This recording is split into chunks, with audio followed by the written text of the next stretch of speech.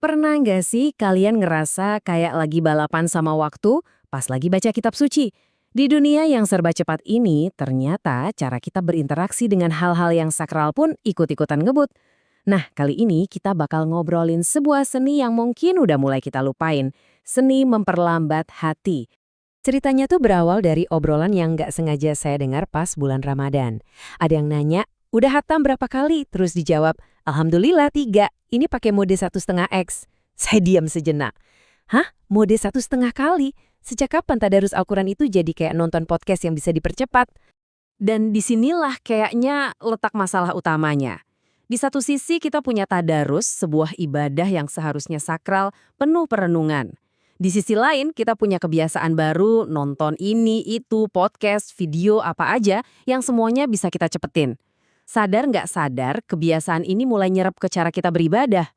Ini dia nih, gambaran yang pas banget buat pengalaman Ramadan kita zaman sekarang. Tangan kita lincah banget bolak-balik halaman, kayak lagi lari maraton.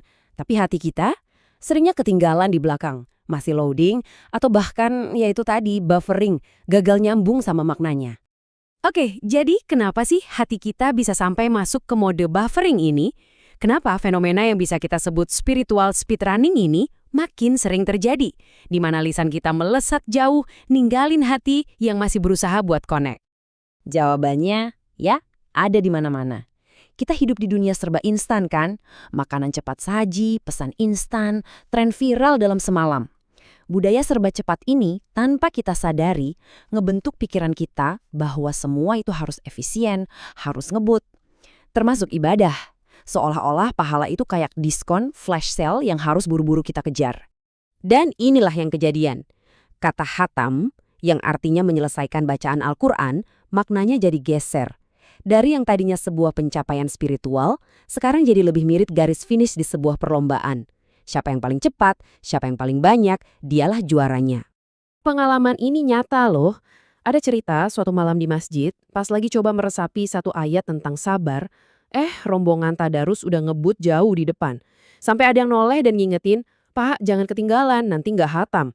Jadi ada tekanan sosial buat terus ngebut, bukan buat berhenti dan merenung. Oke, coba deh kita mundur sedikit dan ingat-ingat lagi. Sebenarnya tujuan Al-Quran itu apa sih? Apakah ini sebuah novel yang harus kita baca buru-buru biar tahu endingnya? Atau jangan-jangan ini sesuatu yang lain? Nah, ini dia poin kuncinya. Al-Quran sendiri bilang tujuan itu jelas banget. Hudan linnas, petunjuk bagi manusia. Fungsinya itu sebagai peta, sebagai panduan hidup. Pertanyaannya simple, gimana caranya kita bisa ngikutin peta kalau bacanya sambil lari kencang? Disinilah konsep kunci tadabur jadi penting banget. Tadabur itu bukan sekedar baca loh, tapi ini adalah proses aktif buat merenung, mikirin, dan mencoba memahami pesan di balik setiap ayat. Inilah inti dari interaksi kita sama Al-Quran. Imam Al-Ghazali bahkan ngasih perumpamaan yang dalam banget. Beliau bilang, kalau baca Al-Quran tanpa hati itu, ya kayak badan tanpa ruh. Fisiknya sih ada, gerak, tapi esensi kehidupannya, kemampuannya buat mengubah diri kita, itu nggak ada sama sekali. Terus solusinya gimana dong? Apa kita harus berhenti ngejar target hatam? Enggak juga. Solusinya bukan tentang berhenti, tapi tentang menambahkan sesuatu yang baru. Yuk kita coba sebuah pendekatan buat geser fokus. Dari kuantitas ke kualitas. Nah, ini penting banget buat dicatat. Metode ini bukan buat gantiin, tapi buat ngelengkapin. Kalian nggak perlu merasa bersalah sama target khatam yang udah ada. Anggap aja ini semacam upgrade spiritual buat rutinitas harian kita. Caranya praktis banget kok. Pertama, lanjutin aja target bacaan harian kalian. Kedua, tambahin satu target baru.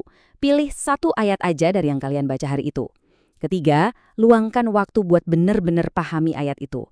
Cari tahu artinya, renungkan pesannya. Dan yang paling penting, keempat, coba amalin pesan dari ayat itu sepanjang hari. Kalau kita pakai cara ini, tujuan akhir Ramadan itu jadi bergeser. Bukan lagi soal berapa kali kita hatam, tapi tentang seberapa besar kita berubah setelahnya. Biasanya kan, target kita ini nih, menyelesaikan 30 juz dalam sebulan. Sebuah pencapaian kuantitas yang pastinya membanggakan. Tapi, coba kita lihat dari sisi yang beda. Bayangin deh, kalau dalam sebulan itu kita berhasil meresapi dan mempraktikkan 30 pesan dari Al-Quran. Artinya, ada 30 perubahan kecil di dalam diri kita. Kira-kira, Mana yang dampaknya lebih besar buat hidup kita?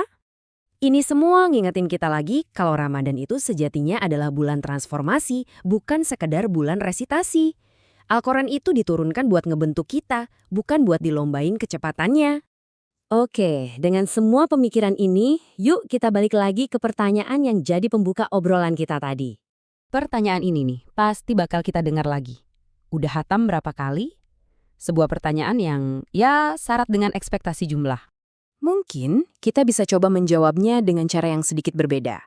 Sebuah jawaban yang mengalihkan fokus dari pencapaian di luar ke perjalanan di dalam.